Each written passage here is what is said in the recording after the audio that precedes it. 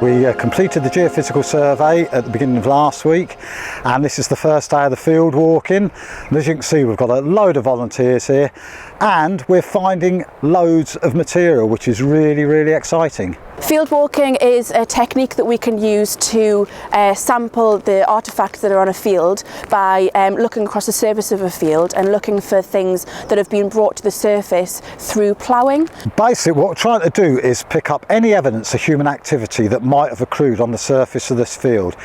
We're maybe more interested in what might be associated with a peel tower, but basically any human history. As we're walking across the field, what the volunteers are doing is they've each got a handful of canes that have got a bit of tape tied on them to make them visible, and as they spot something on the ground, they'll bend down and have a look at it, and if they think it's something that we should be keeping, they'll put one of those canes in the ground to mark its position.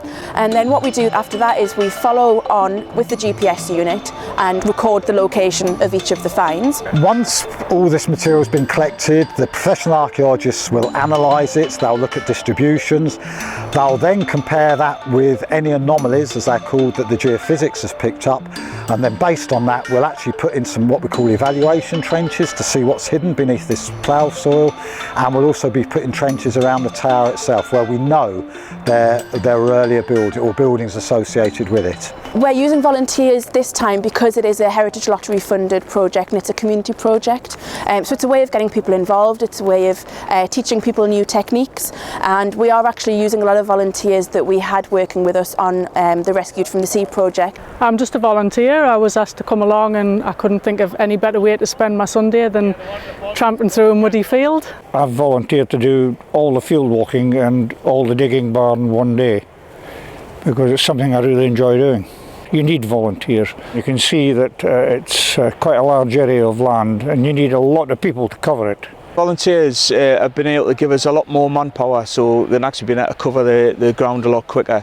But I think it's also important, that particularly where you've got local people, that they actually have an interest in their own environment really, and that's certainly what I found today. So far we've got a number of good flints, such as we've got a Neolithic thumbnail scraper, which would have been used to scrape maybe animal hides and things like that.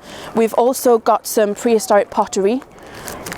We've got some medieval pottery, which is distinctive because it's got a dark green glaze on it. We're actually getting pieces of flint that are maybe 6,000–7,000 years old. We're getting prehistoric pottery, which is really rare. It doesn't survive very well, and when it gets brought to the surface, it normally weathers away very quickly. So to actually find prehistoric pot, which might be Iron Age, 2,000 years old, remarkable. We're getting medieval pottery. We're getting material from all different periods. Really brilliant.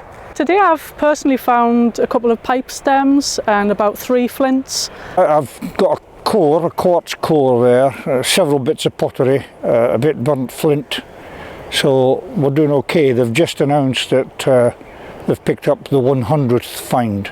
It's very hard work when soil like this is really claggy. It's like walking around with 2 lead weights on your feet. In this, it's quite hard.